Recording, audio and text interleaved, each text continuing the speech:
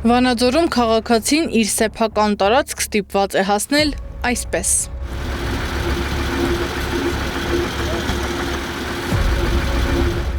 Փամբակ գետն է դուրս եկել ափերից ու լցվել քաղաքացու արտադրական տարածք։ Արդեն 1 տարուց ավելի է, ինչ Լոռու մարզում տարբեր անձինք չորացնում են Փամբակ գետի հունը, շինարարական աղբ, հող, քար ու ավազ լցնում, փոխելով գետի հունը։ Հետո ցամաքած տարածքի վրա շինարարություն են անում։ Արդեն հասցրել են կառուցել լցակայան, սննդի կետ ու լվա ինքդ։ Բացի օբյեկտից ուրիշ ինչ են սարքում։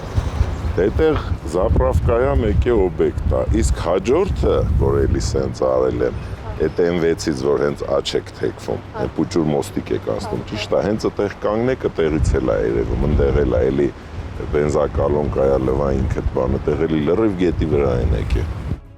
Սեփականատերը դիմել է իրավապահներին, քննչական կոմիտեն դեռ 1 տարի առաջ եկել է, նկարել է տարածքը, դրոնով հստակեցրել կոորդինատներն ու հեռացել։ Քրեական վարույթ են նախաձեռնել, սակայն սա էլ տեղից չի շարժվում։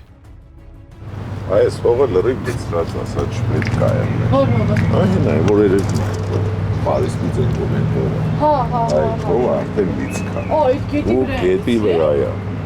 Ուլը մի 4 մետր իրանք սենց մաքրեցին յանի։ Սեդա Մակարյան, Էդիկ Մալաքյան, Նոնա Գևորգյան, ABC Media։